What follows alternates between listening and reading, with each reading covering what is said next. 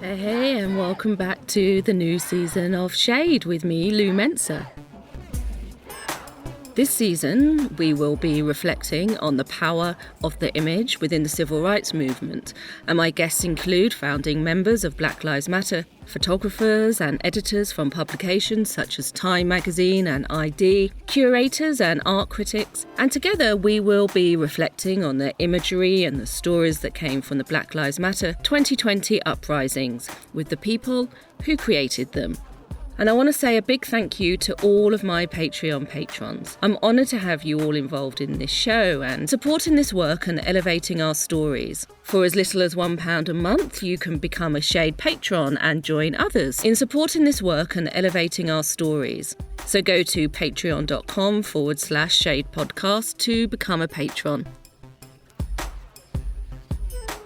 So here we go. Black Images Matter, episode 4.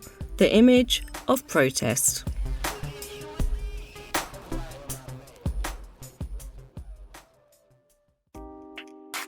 Support for Shade's Black Images Matter series comes from Chloris, creators of organic, superior grade CBD formulations. I talk with the co-founder Kim quite often about our holistic approach not only to health but also to our children's education, an education that nurtures an interest and investment in the world that we all share, and part of Chloris's investment is being a long-term partner of the charity Help Refugees. Chloris's co-founder, Pedram, has spent many years working with refugees as an interpreter. Kim said of our collaboration that it's crucial to support platforms that engage in important conversations surrounding race, as Shade does so brilliantly. So go to chloriscbd.com to find out more about the range and for information on Help Refugees. And sign up to support Shade through Patreon and you'll receive a Chloris subscriber gift.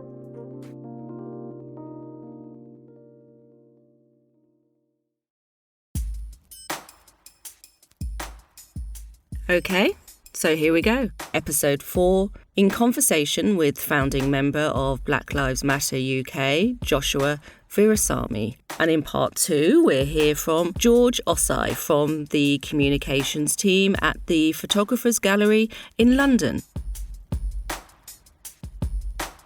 Joshua talks about the bringing down of the Edward Colston statue in Bristol and what these moments signify throughout our wider civil rights history. We also discuss the challenges of being a public-facing member of the movement, and he talks to the requests for visibility regarding the donations that came through following the protests. We also learn how to take our activism off social media into our everyday lives. I agree with you. It is very important that we have representation of ourselves in the media. I remember my friend, he's a writer. He's actually just gotten to do a creative writing master's at Goldsmiths. And he was telling me that he read a quote, but I think it was Gabriel Garcia Marquez that was like, it is incredibly important as people of color that as soon as we can write, we create mirrors for our readers, because we don't have a lot of mirrors growing up. And I certainly didn't have a lot of mirrors growing up. It's quite... To be honest, it's quite difficult to think of like a time when I saw what I think is a proper representation of my life or my experiences on the TV or anywhere really. I think maybe like music videos, I saw like maybe groups of people, like some rappers and some other musicians. Like I saw groups of people that look like my friendship groups, and maybe in certain movies. There was little bits, but there was never like a proper, I can't be like, oh yeah, that TV show was definitely a strong representation of my life and my experience. Yeah, same here. I mean, I guess most media that had, black and brown people in it, they tended to just, in hindsight, when I look back at it, I think they just tended to kind of recreate that media spectacle of us, just kind of crass stereotypes of who we are. Like there's one kind of token person in each series, like Bradley in S Club 7 or those kind of things. And because it's one person, because it's one token, it could never really do a fair representation of all the diversity of our experiences, right? And I even think that sometimes when we tend to create ourselves, we even do the same thing. Like we might there's an experience that doesn't get framed as much in the media. So we put that one out, and that one becomes the repeated, like young black men, and in a lot of TV series and a lot of things they're kind of maybe involved with or around gang violence and around criminal activity and stuff like that. And that's true for a lot of young black men and a lot of the young black men that I grew up around. But it wasn't like all of us were all the time gangbanging or on road like that. So yeah, I feel like there wasn't really one, and that's quite sad, to be honest. Yeah, exactly. And that's why I asked that question, because I'm hoping that commissioners who are listening to this, or people who hold the power in creating stories in whichever form, hear this, because obviously this is a common thread. I mean, what's really beautiful is seeing the response to the Small Axe series. Oh my right? God, I know. And it's so beautiful. Like, I'm getting shivers even thinking about it now. But it's like, in terms of an accurate representation of people's lives, that's 20 years too late, right? Yes, yeah. But it's beautiful that it's happening, and it's an accurate representation of our shared histories of migrant communities. But I mean, yeah, it's taken a long time, right? Like, Steve McQueen had to really become something of a legend in his field to be able to be commissioned to do something like that for the BBC. And a lot of the celebration, the tone of the celebration, is also a kind of shared mourning that it's taken so long to get like a really accurate representation of our lives. Yeah, absolutely. But I guess what I'm trying to say is that it is happening as well. There's really amazing. I'm part of a group. It's kind of like a network called POC, POCC. I know POC. It's founded by Kevin, and Kevin was my Christmas guest last year. Like, he's the Don. Kevin's dope. Yeah, and Nana's amazing. And, that community of people, that's a lot of people that are really making waves in the media industries and making sure that this stuff doesn't happen anymore, that we put our stories forward, that we're commissioning people, that we're not losing our talent to other countries because there's not enough work here. And I'm really proud of that community and seeing what it's doing. And it's a really strong intervention. And I think maybe what we're seeing is a turning of the tides in terms of that kind of stuff. But still, at the highest level of commissioning and various broadcasters, it's still quite, stale, male and pale. But this season, we're talking about the power of the image. So moving on from the images that we saw growing up, I'm moving on to the images that come from the Black Lives Matter movement, and ones that particularly came from the protests of the summer of 2020. And one of the most widely shared images that came from the protest was of the Edward Colston statue being brought down by the Bristol protesters. And so we all know about that, and we've talked about that. But I'd like to look at these kind of symbolic moments through a wider lens, and I just wonder what significance they have throughout our civil rights history. And that was definitely a watershed moment, right? And it's a really good question. I think, when I think about the Edward Colston statue,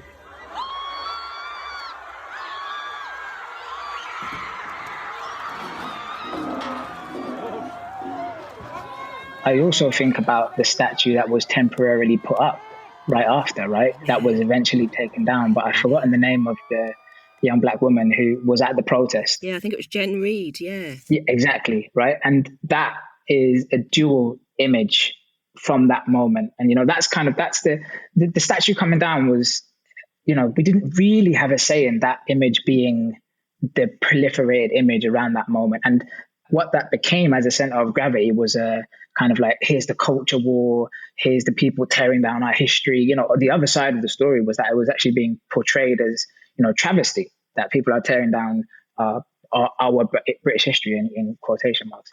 But for us, the image I feel that we want to retain from that is Jen Reed, and it is all those people that were there with their fists raised, doing the righteous thing. I think there's two different things that can be said about what these kind of moments signify now and signified in the past. One is that these images, a lot of people were talking about Small Axe, and a lot of people are sharing the actual image of the moment when some of those scenes in Mangrove happened, for example. Yeah. So like the image of Barbara Beast marching in Tower Hamlets community or with the Bengali community. Yeah. And those images, the image of novelist, the rapper holding the "Stop Killing the Mandem" sign. Yes. Stop killing the Mandem! Stop killing the Mandem! Stop killing the Mandem! Stop killing the Mandem! Stop killing the Mandem!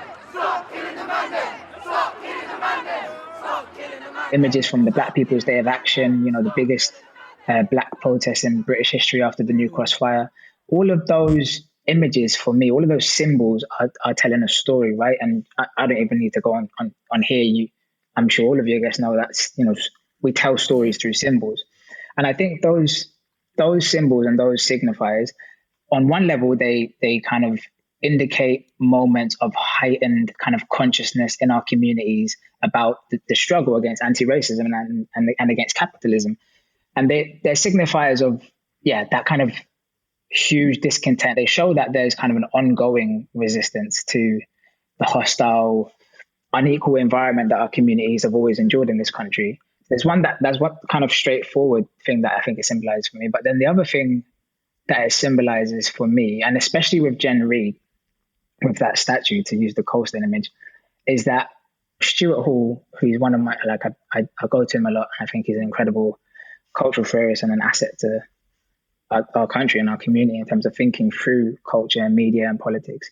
He would say that we're not just passive consumers of the media, right? We don't just, consume the media and it's an unbreachable place. He's like, actually, we do storytelling as well, and we can take, for example, he talks about floating signifiers, like the protester. It sounds really concrete as a word, but actually it can be quite fluid and vacuous. And some people can take the protester and use the image of the looter and then try and combine the two. And suddenly the protester is the looter, right? We look at the riots. And I think what we did with Jen Reid and what we did with novelists and what we're doing across these protests is that we're doing our own storytelling as well. And we're using these moments of signifiers of our story, right? And it reminds me of, I really go to the pig in the Black Panthers a lot. And that image and how it embodied that image with so many different things. And it was able to tell a much larger story about imperialism and about history, about policing, about corrupt politicians, about it, and we do this all the time. In my book, I talk about the Art Workers Coalition in New York. And they were like a collective of artists that came together and they were doing stuff during the Vietnam, the anti-war movement times. And there's this story of there's a really famous image that it was like a kind of rallying image of that time of the anti-war movements. And it was a now infamous image of the My Lai massacre, which still not enough people know about, which was when US soldiers entered this Sunmi village and they committed mass murder and rape. And they killed children, they killed families, they killed babies. And there's this really famous interview where one of the soldiers, Paul Meadlow, is being interviewed on CBS. And the guy says to him, "And you guys killed men, women, and children?" And he goes, "Yeah, men, women, and children." And the interviewer goes, "And babies?" Question mark. And then he goes, "And babies." And those 4 words, they put that on that poster. And the poster is called "And Babies." It's now like a kind of, really renowned art image. But those 4 words and that image became the story of that moment.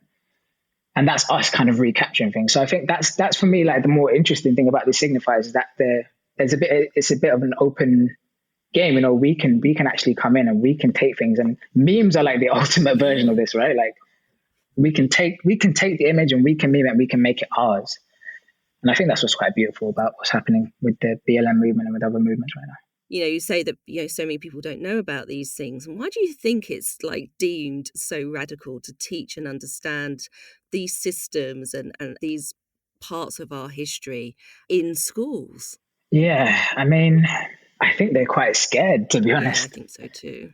I think they're scared because we've always done this, right? We had supplementary schools and that's such a big part of our civil rights history and our Black history and Black political struggle in this country. Such a big part of it was in the education, and there was the Black parents movement, and there was so much work because there was it was segregation in schools here, if we're really honest about it.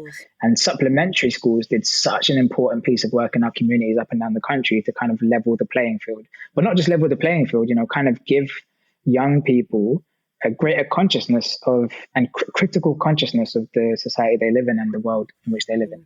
And I think they know that that's really where it begins, right? That's where kind of any powerful movement begins, with education. And there's this Assata Shakur quote that I'm going to put it in the book, but too many quotes in the book. I had to take out a little quotes. But there was this quote that was she says, "No one is going to give you the education you need to overthrow them. Nobody is going to teach you your true history, teach you your true heroes, if they know that the knowledge will help set you free." Yeah.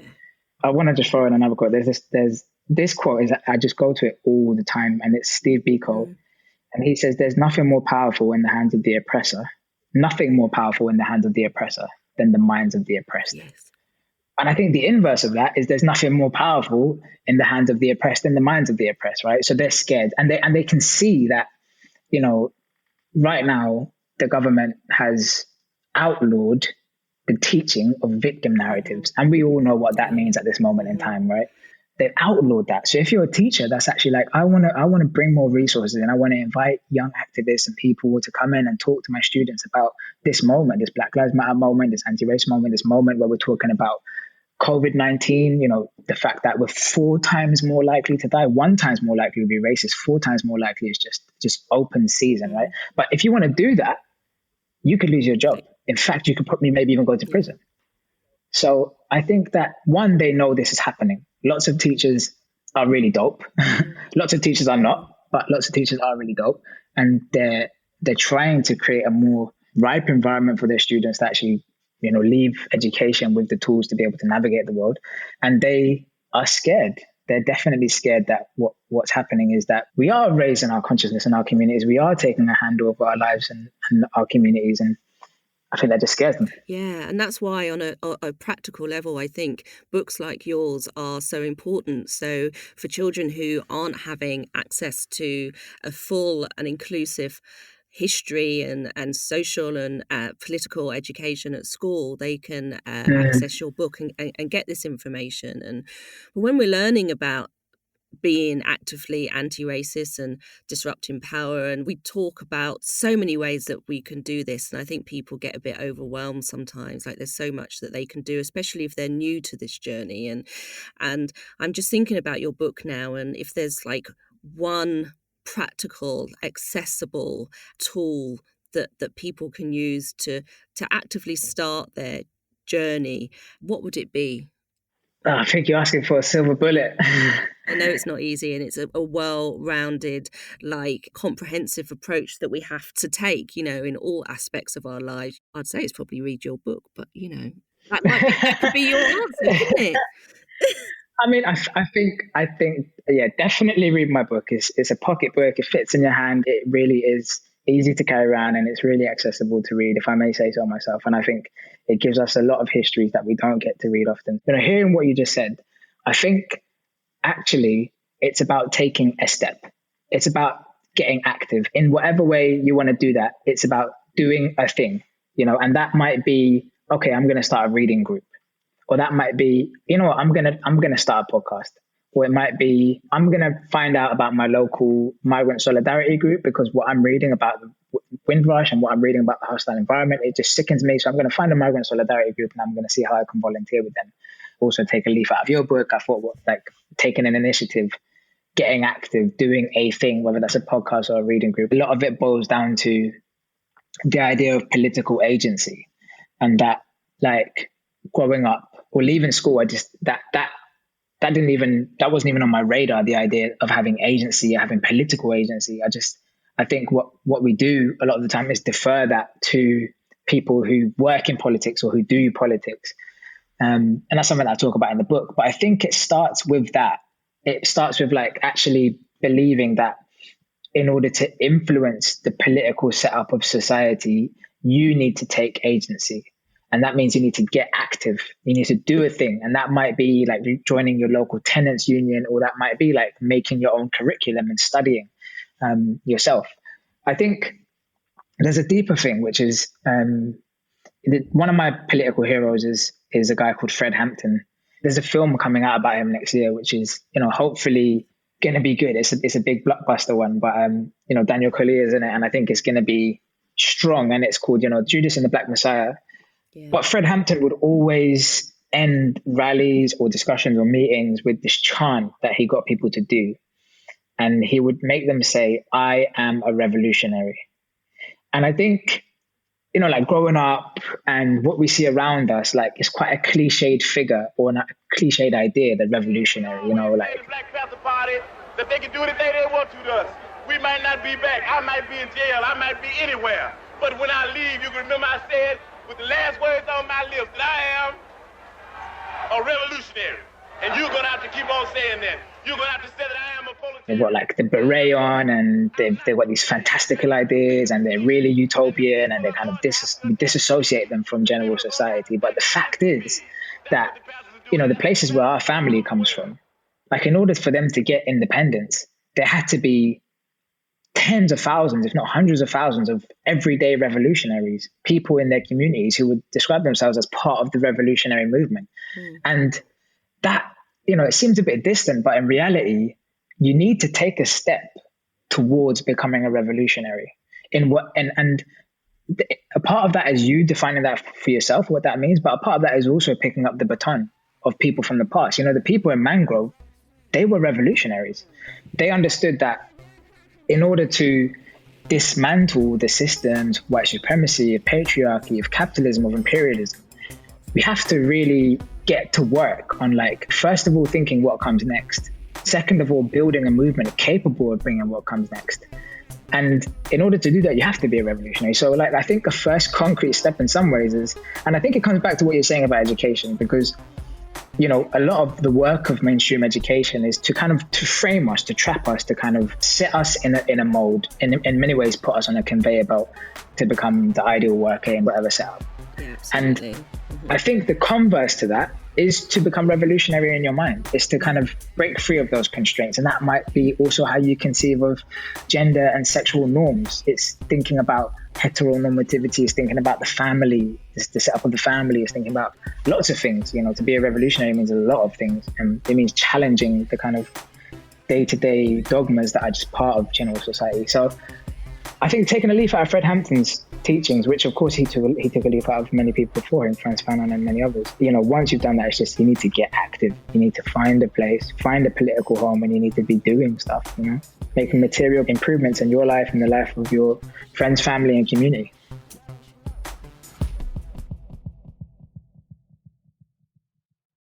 Hey, it's Lou here with a quick break. I want to share a show with you created by my editor, C.A. Davis. It's called A Lato Thought, which I highly recommend, and, well, I'll just let him tell you about it himself. My name is C.A. Davis, and this is A Lato Thought, an immersive podcast that dismantles post-racial myths about mixed-race identities. Analyzing American history, law, and empire, each episode examines a contemporary idea about mixed-raceness in order to reveal that race is the lie that became real. You see, in America, mixed-race people have been routinely exploited to both justify and challenge systems of white supremacy. The hypodescent rule became the formalized definition of hereditary slavery. But people are not mixed.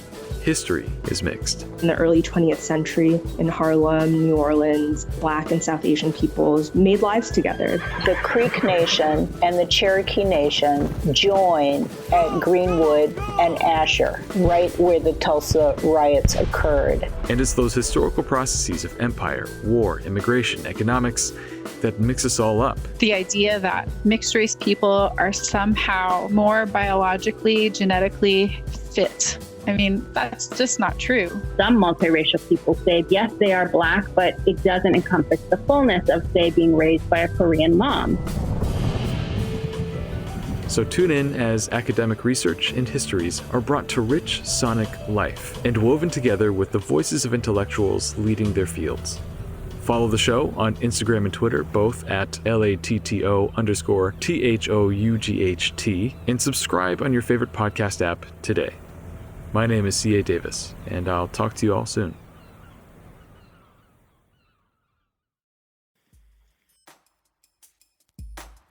We are kind of doing this work sort of privately amongst ourselves, in our own lives, and no one is sort of watching what we're doing or what we're saying or what action we take. And even though some of the conversations or actions that we may be doing are uncomfortable, we're still in a comfortable position that we're not public facing in the way that that you are. And I think that some people don't really understand that the risks that are involved in that for being a public figure of the movement. And can you just explain to the listeners who maybe don't understand about the work that you do? I mean, I never really I couldn't say that I kind of ever sat down and was like, I want to be a public figure. I think a lot of that, you know what I mean? Like sometimes you just want to do something. And then part of that is that podcast. Exactly, right? You wanted to do this. You never wanted to be a public figure. No. It was never about Lou Mensah. It's about actually the work, the people you wanted to bring on in a lot of ways, ironically, you know. But it kind of comes with the territory sometimes. And also a lot of it was out of my control. Like when I first got involved in grassroots activism and politics and different things, like journalists and different people picked up on stories, or they came to a court case and, you know, they were there and they kind of built a story, and then one person has a story, another person goes, gets that story and develops it. And then you kind of, it's out of your control in a lot of ways. But the other part of it, and, you know, I'm always, you know, I have a massive imposter syndrome. I'm always like, should I be doing this event? Should I be going to this youth group? Should I be going to this talk? But it goes back to the thing that we were speaking about in the beginning about representation, which is I can come as I am and I can speak from my experiences, as I often do, you know, growing up, getting harassed by the police, you know, being excluded from school, or, you know, different things that happened to me. And I can talk about my family's experiences as immigrants, and I can talk about the places they come from as examples of how the world is set up to still be an imperialist world. And all of these things, I didn't have that mirror. I didn't have that person really around me. Often the people who do politics, even in the left, wherever, a lot of them are not really people I grew up around or saw or heard. So in that way, I think it's also important that I'm about and I'm saying things and I'm talking about things from my experience. But I didn't really make a decision. And I think it is important for people to know that there is a lot of risks that come with this, for sure. People in the groups that I've been a part of, they've had their businesses destroyed. They've had people come for their family. I've had people talk about my family, talk about my sister, where she's doing an internship, putting that into the print media. You know, I've had them come to my house, harass my mother on multiple occasions, come to my house, stake out in my neighborhood, ask my neighbors what I'm up to. You know, that's the kind of lighter version of it. The other more, you know, horrible side is that far right fascist groups putting up addresses of some of our members, you know, trying to rally people down, you know, in far right forums, people discussing who you are, where you live, what you do. These people aren't messing around, you know, they're terrorists. A lot of them, they go out and they shoot politicians. They've shot a politician in this country. They've driven into crowds of people. They're violent, a lot of these people. So there is a risk that comes with it. And I understand why a lot of people who do this kind of work are not keen to put their names out. But in many ways, like I said, I didn't really have a choice. For example, this summer, my name popped up in quite a few different papers and stuff like that. But I didn't do a single media interview. I didn't do any talks in that period. I was really just behind the scenes trying to help people who are organizing protests and trying to do different things to support that moment. But my name came up. So again, it's totally out of my control. And I didn't respond to any journalists, you know, and a lot of them were asking for stuff. I didn't give them anything. But, you know, there's a story that they want to tell. And sometimes sometimes it's out of your control. I'm an easy target because I didn't, you know, finish university, because I have a criminal record, because I was a rapper, because, you know, I'm a musician in that sense. It's an easy thing, this university dropout rapper guy. It's an easy pickings for them. Yeah, absolutely. And I don't think people understand that, because that's not the work that they're doing. And that's why I wanted to give you the space to help them understand what the environment can be like for you. And there's so much opposition sometimes to the ideas that we're sharing, you know, and it's very difficult to process sometimes when, you know, the message is very simple. You know, your focus is on equality and equal human rights. It's not that difficult. So their opposition is a very weak position that they're in. So how do you manage to stay strong? I don't think it can be understated. And it's always important to learn about, and I put this in the book, to what extent state surveillance and sabotage affects political movements, and especially political movements in the Black community. Like right now, there is a hearing, there is an investigation, there's a trial going on about spy cops. And a lot of what is surfacing, as has surfaced before, is that there's been thousands of campaigns and activist groups in this country that have been surveyed and sabotaged by the government over the last couple of decades. And many of them, a disproportionate amount of them, are family justice campaigns, right? People who are killed in police custody in this country. You know, as we found out about the Stephen Lawrence family being spied on by the police. So that's kind of a permanent backdrop of like how you're treated. And the more of a public profile you are, the more this is the case. And that's kind of what's come out in these trials that are taking place. But, you know, at the same time as these trials are taking place, there is a bill going through government right now. And it's in the House of Lords. It's called the CHIS bill, the Covert Human Intelligence Sources bill, which is kind of, you know, it is what jurisdiction do covert human intelligence sources, spies, have? And many pressure groups, for example, like the Pat Finucane Society. Pat Finucane was an Irish lawyer who was killed in his field of work. In Belfast, sat at his kitchen table to have dinner with his wife and 3 children. As they ate, 2 gunmen burst through the door. They entered the room and shot Mr. Finucane 14 times. He was killed by a loyalist paramilitary group that then, as the Prime Minister at the time, David Cameron, admitted in 2011, was acting in complicity with British security services. Far from stopping Mr. Finucane's murder, the Prime Minister described, and I quote, the shocking levels of state collusion in Mr. Finucane's murder. In 2010, it came to light that for 40 years, Britain's police had run covert operations spying on thousands of civilians. And the British government apologised because actually it was through their surveillance programs and through the paramilitaries that he was killed. So this society is saying, hey, this bill, you need to put some strong oversight on what they can and can't do, these spies. For example, you should probably say that they can't rape, kill or torture people, as they did in America and Canada when they put a similar bill through. They didn't put this in the bill. And it's kicked up a lot of fuss in the media. And people are like, so you're effectively saying that spies that have been used, prolifically been used to spy on, you know, civil society groups and activist groups and campaign groups, there's no law that they can't break.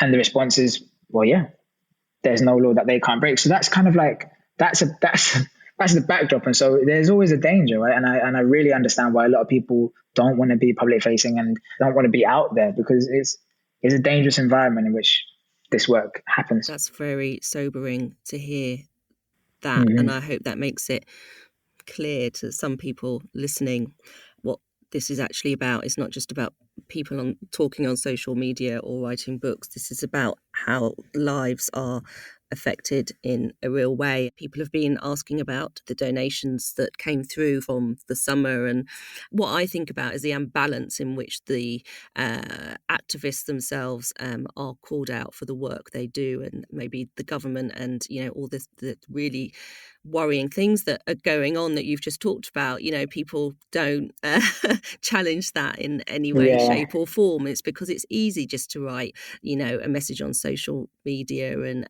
think that actually you're being challenging or provocative. But I'm just really interested to know where people can go to find out where the funds are being held and what will happen with the donations that people gave during last summer. I'm a member of BLM UK. I'm not a leader. I'm not like a principal person, and I'm not actually in a position to be able to make any kind of statement about any processes in the group. However, the organization has put out multiple statements saying this is what we're going to be doing with it. We're going to be grant making. We're going to be giving out funds. We're going to be set up as this kind of organization, which means that we're going to be operating like this. You know, it's a big step up to go from a grassroots group, relatively unfunded, largely voluntary, to £1 million organization. You're no longer a grassroots group then. You have a lot of responsibilities. You need to set up as a legal entity, and you need to do that in a very responsible way. You need to work with lawyers and accountants. You need to really figure out. And at the same time, you've got eyes on you. You know, you've got eyes on you from all directions. You know, government ministers are up in government talking about our organization all the time.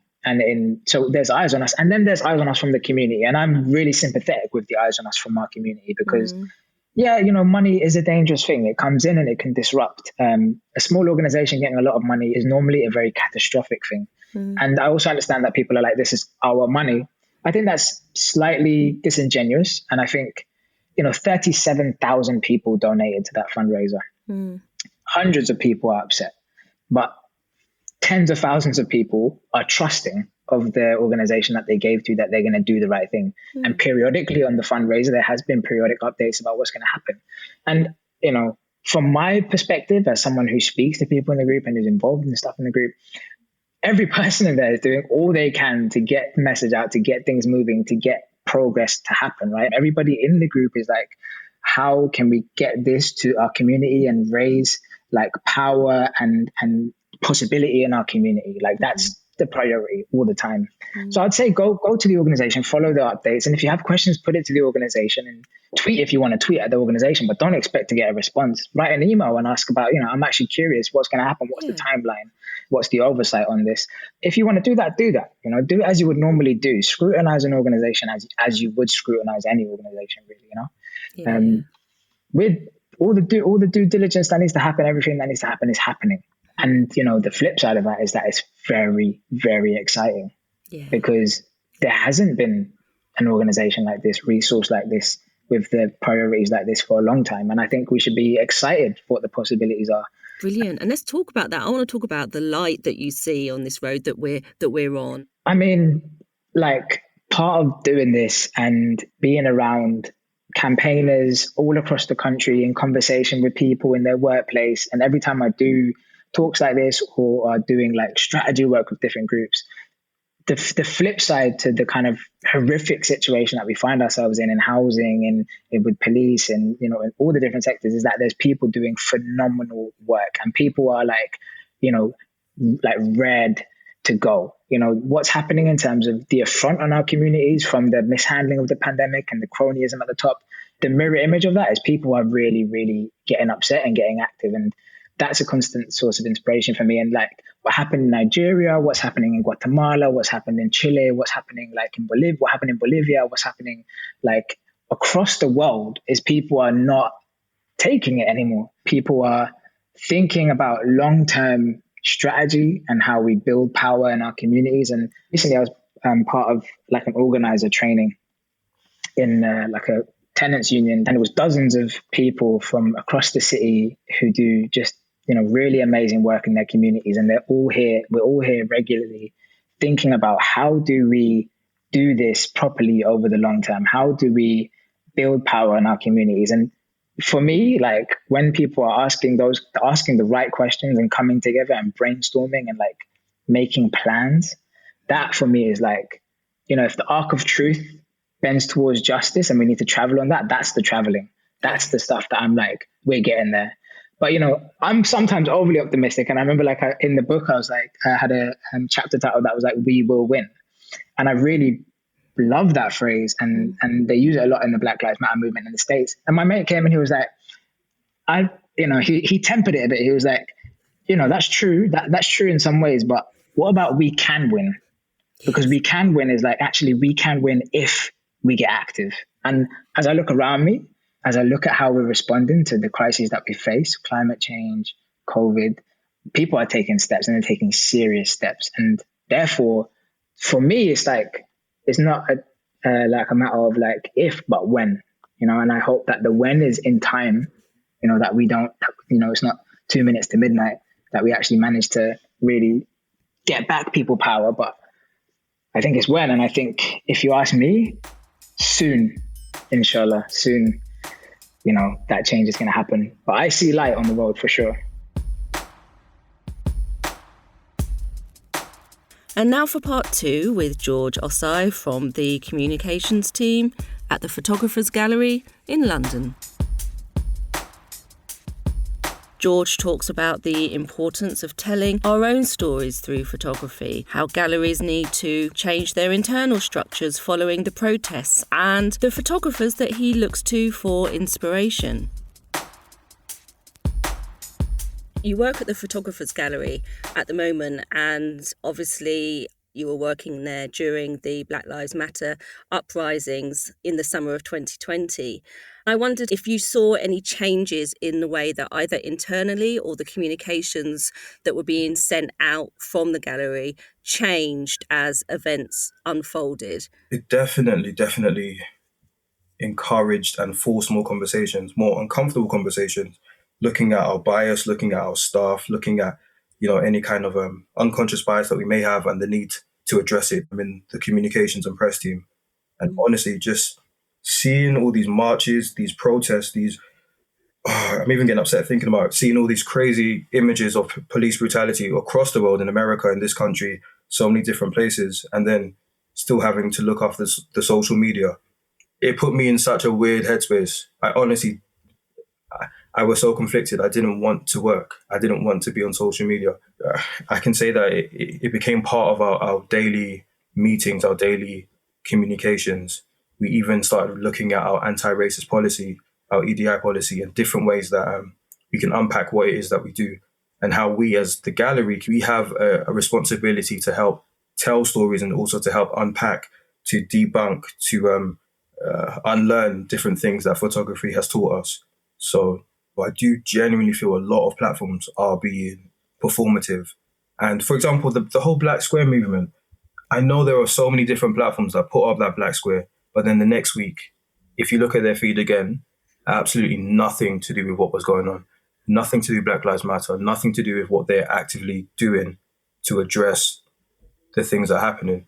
A lot of platforms, it just felt really performative and they just wanted to be part of the conversation, but not to actually have the tough conversations as well. I think it's called The White Pube on Twitter. And they challenged so many different arts and media and gallery houses saying, this is the representation of your staff. You've got X amount of Black or Asian or minority ethnic people working in your institution, or this is the amount of people that you've represented from this background. They're really calling them out. And I think it's about time. Yeah. Big up to Gab and Zarina from the White Pube. They've actually been guests on this show in a previous season. They have a really powerful voice and they're really working on behalf of all of us. So yeah, we love them. On a high note, in terms of a documentary or street photographer whose work that you admire, they might be new to the scene or they might have been working in photography for a while. Whose work are you particularly enjoying at the moment in terms of documentary? Oh, okay. There's this artist called Zun Lee. I saw his photo series about father figures. It is such a poignant and striking series, and it's so beautiful in black and white. And just how he documents stories and people and, the struggles, but also at the same time the successes and the beauty and the vulnerability of Black males. And another photographer I'd recommend is my boy, Corey Powell. He created this photo series and film called Rage in collaboration with an artist called Jesse Cranston. And it explores masculinity and vulnerability through the lens of a Black man and how often we're so afraid to address the rage that we have. And I think that closely links to, the protests and the BLM marches and demonstrations that was happening earlier this year. And it just felt like a collective Black frustration and exhaustion. And I think it's not only topical, but it speaks of what we're going through right now. Do you remember this picture of this? I've forgotten the man's name. He's a Black man carrying a white protester. Absolutely. Patrick Hutchinson, yeah. I'm so conflicted about that picture. You're not the only one. So conflicted. Because the Christian side of me is thinking, okay, here we are in a situation, turning the other cheek, showing love to those who hate you. But then here I am. I'm very angry as a Black man. And I'm very angry that, wow, I didn't even know I had these emotions in me. How do you feel about that picture? Well, that's really interesting because I'm actually going to be spending a whole episode talking about it. Okay. Because it has brought up so many feelings in so many people. The problem with the image for me was not what was happening in it.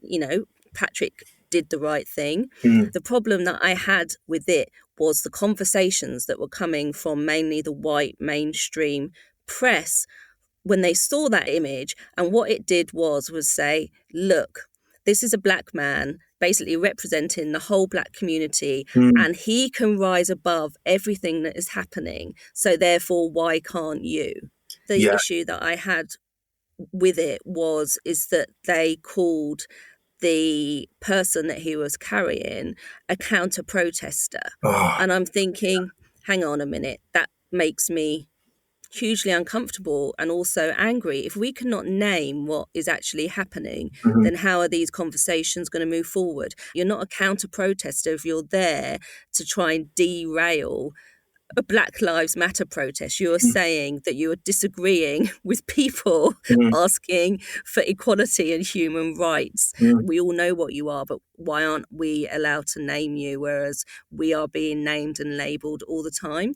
And I just don't like the way that the media was like, well, yes, this is how we should all behave. Well, that's basically saying we can't be angry. Exactly. We can't be upset. And in fact, we have every right to be all of those things. I was just annoyed that they wanted to make this picture or this moment a defining moment of everything that's going on this year. So many platforms are showcasing or putting the work of white photographers of a Black struggle. And again, I'm not comfortable with that.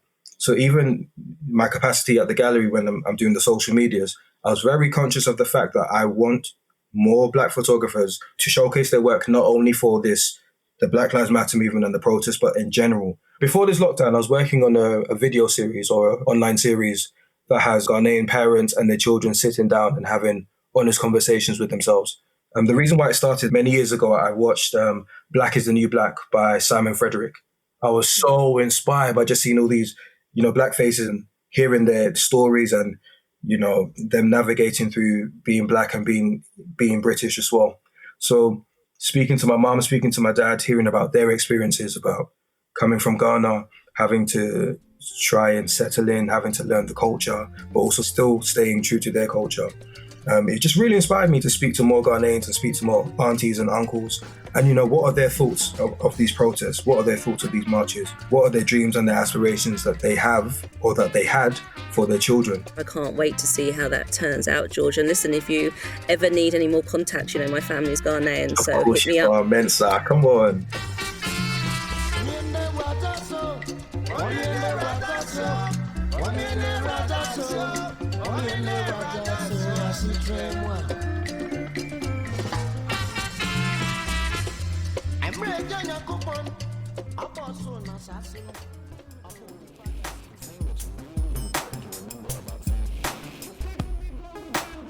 I want to round up with a quick thought on this conversation.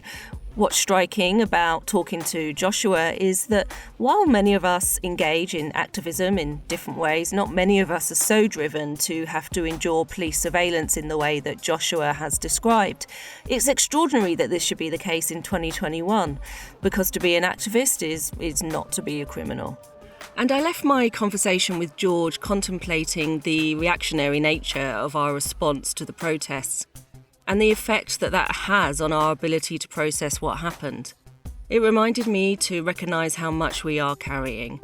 The conversations at the time brought up so much about the inequalities we experience in all areas of our lives.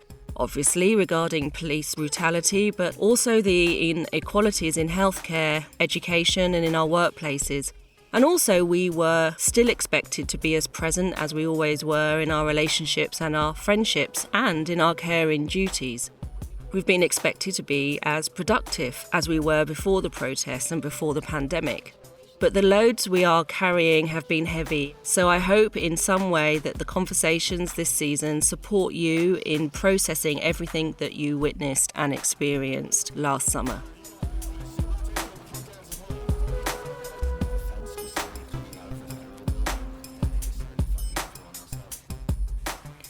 If you enjoyed this show, please support the work by subscribing via whatever app you listen to your podcasts on, and consider becoming a Shade patron by visiting patreon.com/Shade Podcast. Shade is produced and hosted by me, Lou Mensah, and the music is created for Shade by legendary composer Brian Jackson, half of the power duo Gil Scott-Heron and Brian Jackson.